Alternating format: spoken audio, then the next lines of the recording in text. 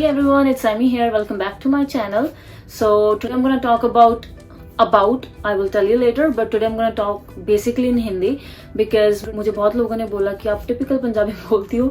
So today whatever I'm going to tell you guys, so मैंने हिंदी में ही बताना basically. But मेरी हिंदी इतनी अच्छी है नहीं, but I will try my level best. So please bear with me. So today I'm going to talk about some facts people should know before they move to Canada. लोग क्या करते हैं, यहाँ पे आ जाते हैं and then they're like, oh my god, मैंने ऐसा कुछ भी नहीं सोचा था. I was one of those. So without any further ado, let's get into the video. सीधा बात करते हैं कि मैंने कौन कौन से पॉइंट ऐसे सेग्रीगेट किए हैं कि जिससे आपको थोड़ी हेल्प हो.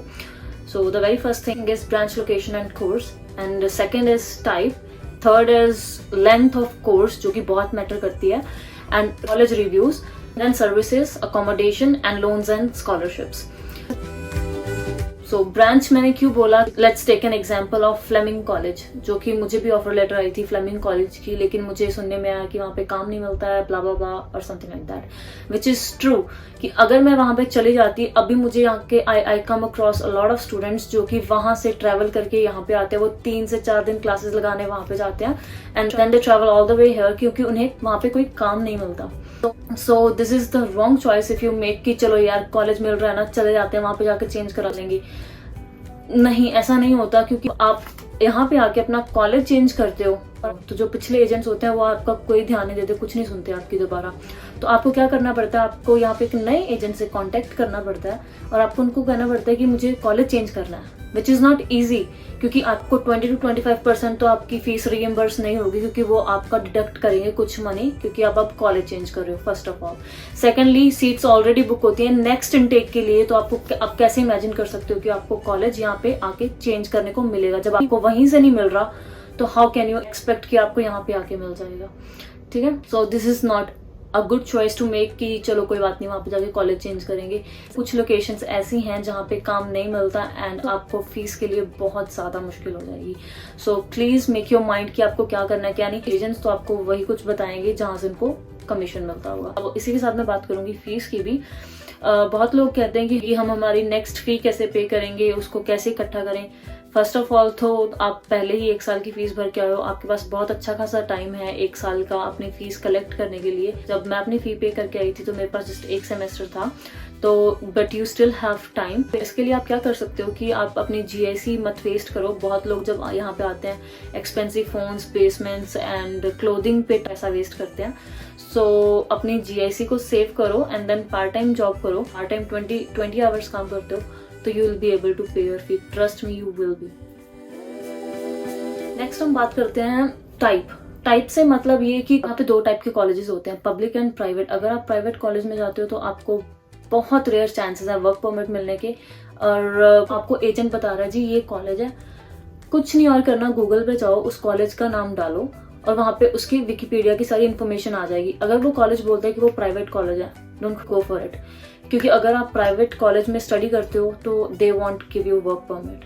सो always go for public college because you can apply for your work permit, which is very important. आप यहाँ पे आके टाइम वेस्ट कर रहे हो, पढ़ रहे हो इतना, एंड आफ्टर दैट आपको उसका कोई नतीजा नहीं मिल रहा, you can not work, and then आपको और कई अलग तरीके अपनाने पड़ते हैं in order to get your PR. For example, one of my friends is from Mexico and उसने एक प्राइवेट कॉलेज से, आई डोंट नो कोई ब्ला कॉलेज है, उससे उसने स्टडी करी. वो अब उसको वर्क परमिट नहीं मिल रहा, उसका सिर्फ 1 साल का कोऑप का वर्क परमिट था एंड वो अभी इसी दिसंबर में एक्सपायर हो गया and he is so worried about his PR. सो चलो अब आगे बढ़ते हैं. Now I am gonna talk about length of course. अच्छा, लेंथ ऑफ कोर्स क्यों मैटर करती है. आप 1 साल का कोर्स लेके आते हो तो आपको जस्ट 1 ईयर वर्क परमिट मिलेगा, which is not enough at all. अगर आप 2 इयर्स का कोर्स लेके आते हो तो आपको 3 इयर्स का वर्क परमिट मिलेगा. लोग वहीं से 1 ईयर कोर्स लेके यहाँ पे आ जाते हैं, तो आपको 1 ईयर कोर्स के साथ आपको जस्ट 1 ईयर का वर्क परमिट मिलेगा. जब आप यहाँ पे आते हो आपको 1 साल का जब वर्क परमिट भी मिलता है, उसमें आपको ऐसा नहीं कि आप स्टडी कंप्लीट हो गई तो you can apply for your PR, ऐसा नहीं होता. You have to apply for your work permit. Once you will get your work permit, then आपको कुछ एक सर्टेन जॉब्स होती हैं जो आपको, अगर आप उनमें लाई करते हो तो ही आप परमानेंट रेजिडेंसी के लिए अप्लाई कर सकते हो, नहीं तो आप नहीं कर सकते. मोस्टली स्टूडेंट इसीलिए स्ट्रगल करते हैं क्योंकि उनको वो प्रॉपर जो नॉक है, जो जॉब टाइटल है वो नहीं मिलता, क्योंकि वो जनरल लेबर का काम कर रहे होते हैं. सो कभी भी 1 साल का कोर्स लेके ना आओ। ये ना सोचो कि वहां पे जाके चेंज करेंगे, इंडिया से क्यों नहीं मिल रहा आपको कोर्स, उसकी क्या क्या रीजन है। आप अपने एजेंट से पूछो, आप खुद से ही पूछो कि मुझे 1 साल का कोर्स लेने की क्या जरूरत पड़ रही है। So always go for 2 years program, क्योंकि अगर आप 2 years प्रोग्राम लेते हो आपको 3 years का वर्क परमिट मिलता है। So with in 3 years at least खुद आप कोशिश करोगे, मे बी आपको जॉब मिल जाएगी। सो अगर आप 1 year का कोर्स लेके सोचते हो कि okay that's fine, 1 year course लेके जाके दोबारा एक कोर्स ले लोगे आप, विच इज गुड ऑप्शन। अगर आपको नहीं मिल रहा 2 years का कोर्स, तो आप 1 year का कोर्स लेके आ सकते हो और यहाँ पे आके दोबारा सेकंड कोर्स ले सकते हो। लेकिन उसका प्रोसेस थोड़ा सा कॉम्प्लिकेटेड हो जाता है, आपको वीजा एक्सटेंड कराना पड़ता है एंड ब्ला ब्ला स्टफ करना पड़ता है। सो मैं रेकमेंड करूंगी मेरी तरफ से आप वहीं से, मुझे भी ऑफर हुए थे कि इस कॉलेज में 1 year का कोर्स है तो आप इस कॉलेज में चले जाओ, वहां पे ना तो काम है और ना ही आपको 2 years का कोर्स मिल रहा, तो आप दोनों तरफ से फंस रहे हो। तो इसके लिए तो बिल्कुल ही ना करो कि अगर आपको लोकेशन भी सूटेबल नहीं है और आपको कोर्स भी 1 year का मिल रहा है, मना कर दो, बिल्कुल मना कर दो। मैं फिर से रिपीट करूंगी, एजेंट्स को कमीशंस मिलती हैं तो वो आपको वही बताएंगे जो उनको पैसे देगा। सो अपने दिमाग से चलो तो आई थिंक ज्यादा अच्छा रहेगा। रिव्यूज कनाडा में बहुत मैटर करते हैं, इसमें कोई बहुत ज्यादा एफर्ट नहीं डालना पड़ेगा, जस्ट गूगल में जाके सर्च करना पड़ेगा एंड आपको कॉलेज की सारी इन्फॉर्मेशन आ जाएगी।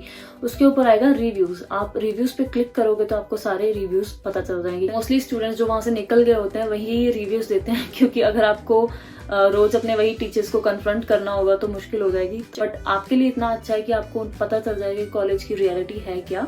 सो I think this is a really good source. Actually पागल मत बनो, बिकॉज मुझे लगता है कि बहुत लोग एक्साइटमेंट में ही गलत डिसीजन ले लेते हैं। तो आप रिव्यूज जरूर चेक करो कॉलेज।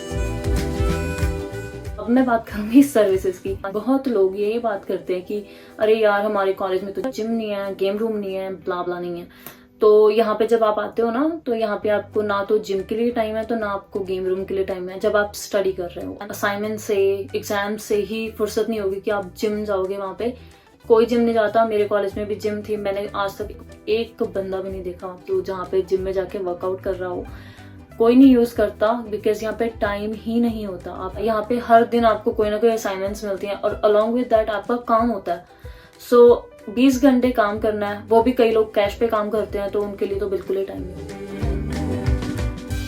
चलो नेक्स्ट टॉपिक के बारे में बात करते हैं, वो है अकोमोडेशन। अकोमोडेशन ऐसा है कि काफी लोग सोचते हैं कि चलो कॉलेज अकोमोडेशन ले लेते हैं, यूनिवर्सिटी अकोमोडेशन ले लेते हैं। काफी एक्सपेंसिव होती है, ले सकते हो आप लोग अगर आपको अफोर्डेबल है।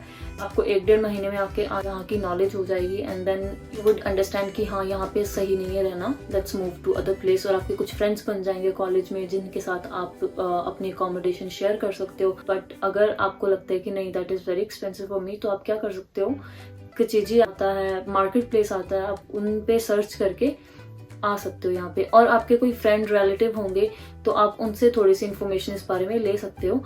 Once you will be here, आपको आई थिंक किसी एक बंदे की तो हेल्प चाहिए कि यहाँ पे सिस्टम समझ में आने के लिए कि एग्जैक्टली है क्या, because it is totally different from what we encounter in India. तो यहाँ पे आके आपको थोड़ा सा अंडरस्टैंडिंग में टाइम लगता है।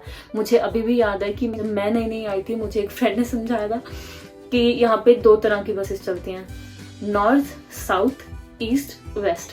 जब भी गलत बस ले ली, उतरो और दूसरी तरफ चले जाओ और वही बस लेके सेम पॉइंट पे पहुंच जाओ और सोचो बैठ के कि कहाँ जाना था। और ये मेरे साथ बहुत बार हुआ है, बहुत बार हुआ है कि मैंने गलत बस ले ली एंड देन उसमें बैठ के मैं सोच रही हूँ कि ये कहाँ जा रहा है यार, जीपीएस तो दिखा नहीं रहा यहाँ पे। एंड देन मैं उतर के फिर दूसरी साइड गई और मैं फिर वहां पे बैठ के दोबारा उसी पॉइंट पे पहुंच गई।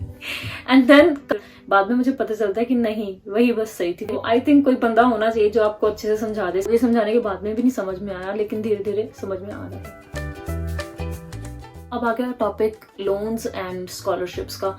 आई think there are different types of loans and scholarships associated to each and every college. इसके लिए भी आपको कॉलेज की वेबसाइट पे जाना पड़ेगा एंड आपको फाइनेंशियल एड के लिए सर्च करना पड़ेगा। अब कॉलेज की वेबसाइट पे कैसे जाया जाए, पिछली वीडियो में मैंने बताया था कि अगर आप ओंटारियो में कोई कॉलेज लेना चाहते हो तो आप www.ontariocolleges.ca पे जा सकते हो। जब आप वेबसाइट पे क्लिक करोगे तो आपको वो कॉलेज की वेबसाइट पे लेके जाएगा। वहां जाके आप फाइनेंशियल एड के बारे में पढ़ सकते हो। वहाँ पे आपको सारी स्कॉलरशिप्स एंड सारी इन्फॉर्मेशन वहाँ पे आपको मिल जाएगी। बहुत लोग क्वेश्चन करते हैं कि क्या इंटरनेशनल स्टूडेंट्स एप्लीकेबल होते हैं लोन्स एंड स्कॉलरशिप्स के लिए। यस होते हैं, बट उनकी काफ़ी अच्छी रिक्वायरमेंट्स होती हैं। apart from college stuff and all, there is a lot more you should know about this country. Actually, अब मैं उसी की बात करूंगी. सबसे पहली चीज हेल्थ इंश्योरेंस. तो यहाँ पे हेल्थ केयर बहुत ज़्यादा एक्सपेंसिव है, बहुत ज़्यादा एक्सपेंसिव है. Health is very important because when you move from India, एक तो वेदर का डिफरेंस बहुत ज़्यादा है, कल्चरल डिफरेंस बहुत ज़्यादा है, वर्कलोड बहुत ज़्यादा हो जाता है. बट कुछ कॉलेजेस हेल्थ इंश्योरेंस नहीं प्रोवाइड करते, आपको एडिशनली हेल्थ इंश्योरेंस लेनी पड़ती है. मेरे को तो बहुत बार जरूरत पड़ी थी हेल्थ इंश्योरेंस की और मेरे बहुत बार कवर भी किए हैं. तो it reminds me of an incident. जब मैंने पहली बार हॉस्पिटल विजिट किया था तो मुझे 850 चार्ज हुआ था, 850 कैनेडियन डॉलर्स चार्ज हुआ था. सो 850 इज टू मच. तो एक तो बंदा पहले भी मारा और मैंने जब सुना कि 850 चार्जेस है तो मैं आधी वैसे ही डेड हो गई थी. तो वैसे मुझे मिनी हार्ट अटैक तो तभी आ गया था. बट फिर भी चलो मेरे पास इंश्योरेंस थी, मैंने उनको अपना फॉर्म दिखाया, लकीली उन्होंने सब कुछ पे कर दिया and I was clear with it. तो health insurance is really important. Okay, और सेकंड चीज बहुत ही इम्पोर्टेंट है. सो कुछ लोग ऐसा करते हैं कि यहाँ पे इंग्लिश कोर्सेज लेके आ जाते हैं. इंग्लिश कोर्सेज की यहाँ पे कोई इज्जत नहीं है. सबसे पहले तो आपका वीजा ही नहीं आएगा बिकॉज एम्बेसी आपसे पूछती है, इमिग्रेशन ऑफिसेस आपसे पूछते हैं कि आप नर्सरी से ABCD कर रहे हो. अच्छा, मम्मी पापा बाद में बोलता है, आजकल ABCD पहले बोलने लग गए हैं. एंड जब आप कनाडा के लिए आ रहे हो, आप ऑलरेडी इंग्लिश प्रोफिशिएंसी एग्जाम दे चुके हो, तब भी आप इंग्लिश कोर्स के लिए यहाँ पे आ रहे हो तो वो एक्सेप्ट नहीं करते. फर्स्ट ऑफ ऑल तो वीजा ही नहीं देते, वो अप्रूव ही नहीं करते फाइल. अगर वो फिर भी चलो may be officer was in a really good mood तो वो बोलते हैं अप्रूव, तो आपको यहाँ पे आके प्रॉब्लम्स आती हैं, वर्क परमिट नहीं मिलती. थर्ड बहुत important, so it's not just Canada, अगर आप कहीं भी अब्रॉड में जा रहे हो, very important, network and communication. जब मैंने अपने कॉलेज की ओरिएंटेशन अटेंड करी तो हमारे डायरेक्टर ने बोला था कि talk to 50 people, at least one of them will be useful. So I was sleeping throughout the orientation, but उसने जब स्टार्टिंग में ये चीज बोली थी तो उसने मुझे बहुत ज्यादा स्ट्राइक किया था यहाँ पे. ओके, मैं नहीं कह रही कि किसी से काम के लिए बात करो, बट आपको यहाँ पे आके लोगों से पोलाइटली कामली बात करनी पड़ेगी बिकॉज उनका कल्चर ऐसा है, पहली बात. दूसरी बात कि हर कोई यहाँ पे एक जगह पे स्टक होने तो नहीं आया, हर कोई यहाँ पे आगे बढ़ने आया. So if you need more opportunities, if you need more good options, आपको यहाँ पे एक अच्छे रिलेशंस बनाने पड़ेंगे लोगों के साथ. जिन इट्स नॉट कि आप मे बी फेक कर रहे हो, ऐसा कुछ नहीं है. आपको एक अच्छी नेचर बनानी पड़ेगी. इवन बैक होम में भी आप अपने लोगों से, अपने रिलेटिव से अच्छे से बात करते हो. यहाँ पे आके लोग इंट्रोवर्ट हो जाते हैं कि नहीं मुझे इससे बात नहीं करनी. बहुत लोग ऐसा भी करते हैं कि कहीं मुझे इंग्लिश ही ना बोलनी पड़े, मैं तो ही बात कर रहा किसी से. नहीं, you need to sell your credibility, क्योंकि आपको कोई आके नहीं पूछेगा I have a job opening, तो चाहे टूटी फूटी इंग्लिश में ही आप बात करो, आपको एक्सपीरियंस आएगा. फर्स्ट ऑफ ऑल तो आपके कम्युनिकेशन स्किल्स काफी अच्छे हो जाएंगे. आप सेकेंडली आपका कॉन्फिडेंस बढ़ेगा. और जब आप लोगों से अच्छे से बात करते हो, यहाँ पे उनसे इन्वॉल्वमेंट शो करते हो, तो वो आपकी अपब्रिंगिंग को अप्रिशिएट करते हैं. तो आई थिंक आपको अपना एटीट्यूड थोड़ा नीचे करके थोड़ा लोगों से इन्वॉल्वमेंट शो करनी चाहिए.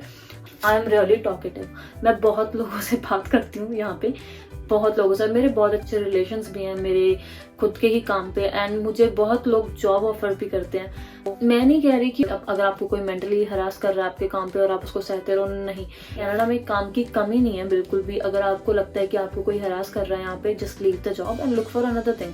क्योंकि आपको कोई अपनी पॉकेट से कुछ एक्स्ट्रा तो पे कर नहीं रहा, आप अपनी मेहनत कर रहे हो और आपको कोई उसका ही पे बैक कर रहा है. तो अगर आपको लगता है कि नहीं ये जॉब मुझे नहीं सूटेबल लग रही, तो आप जस्ट जॉब को छोड़ो. इसके साथ हम डन विद टुडेज लेक्चर.